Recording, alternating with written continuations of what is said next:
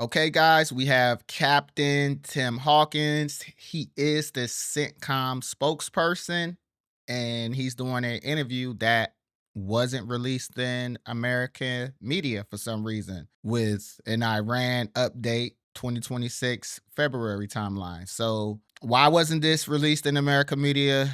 I have no idea, but let's get into it. This is more information for us to figure out what's going on. CENTCOM spokesperson, Captain Tim Hawkins. U.S. Central Command relies on a rotational force presence in the area.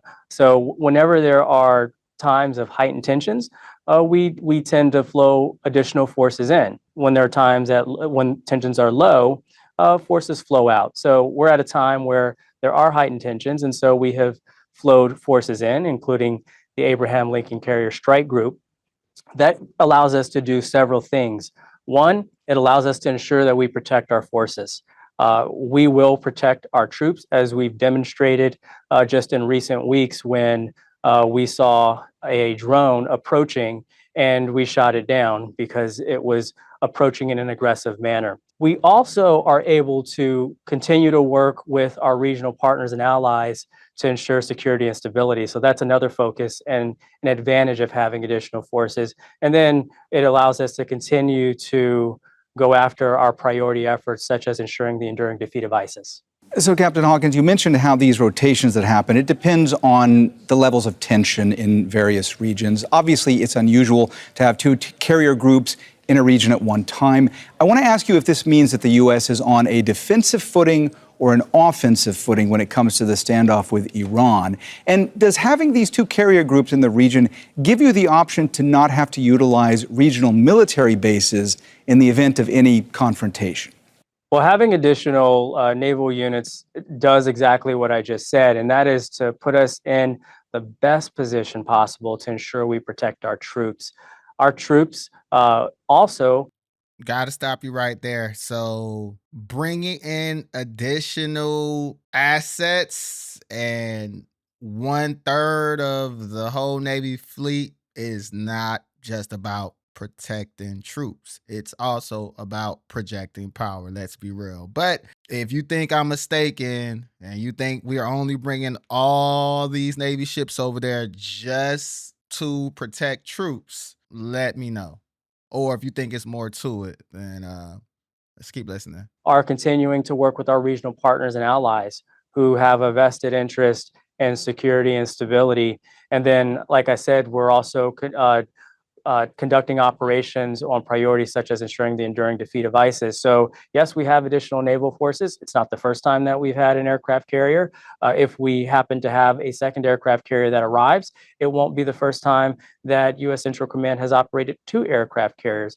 All to say, our track record is one of working with regional partners and allies to ensure stability and security, and that's what we'll continue to do.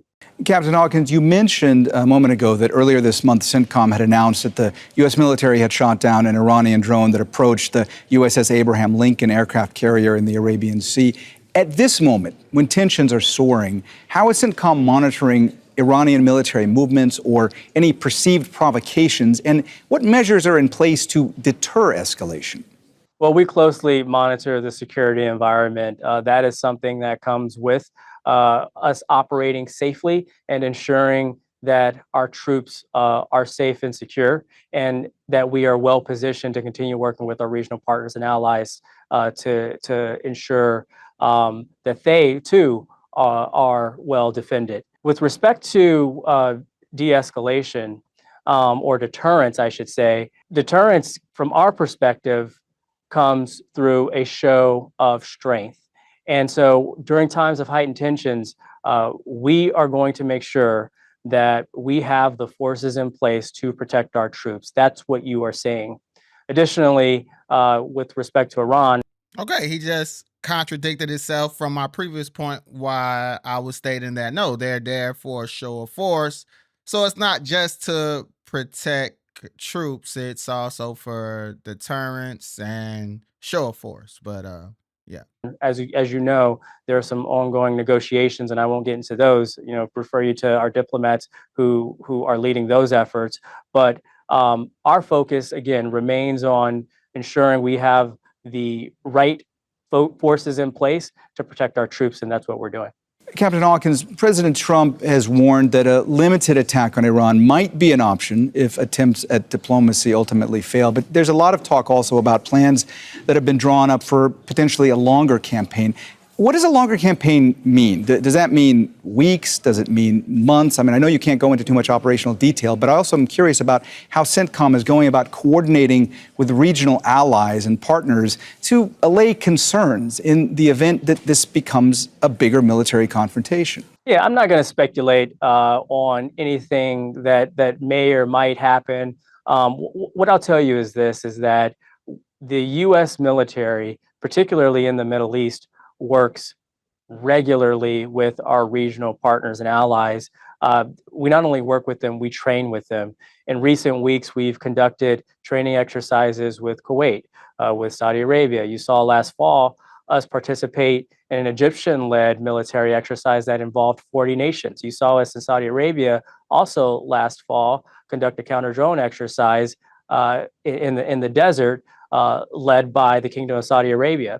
And so we're going to continue to work very closely because we believe that we are stronger together, meaning that by training, operating, working together, we are a more capable force and effective force.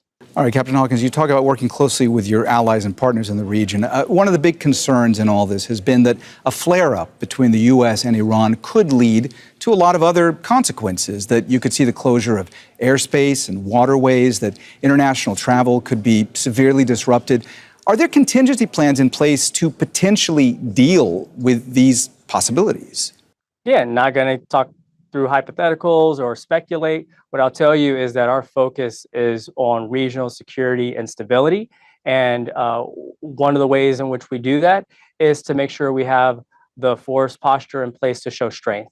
Another way we do it is to work very closely with our regional partners and allies to ensure that we are well ready to work together if a situation calls for it. And then, like I said, we continue to focus on overall regional security by continuing to address a priority effort of ensuring the enduring defeat of ISIS. That's why we continue to conduct strikes in Syria. You've seen that of late, and we've made progress on that front. Let me ask you about another angle to all this. There are military analysts that have estimated that somewhere between 40 to 50% of the type of U.S. air power that can be deployed globally is now in this region in order to potentially counter Iran. First, let me ask you, is that estimate correct? And if so, is there any concern that that could leave U.S. interests exposed in other parts of the world? Those are estimates, those are guesses, it's really speculation, and I'm not going to engage in that. We don't talk specific force disposition or numbers for operational security reasons. What I can tell you is that we have the forces in place to ensure we protect our troops during a time of heightened tensions. That remains our focus, and we'll continue to do that while working with our regional partners and allies to ensure security and stability throughout the area. There it is. The official word. They say they are ready. They say they are strong. But I want to hear from you. Does this interview make you feel like the situation is under control, or does visible strength feel like a hollow promise when the escalations keep coming?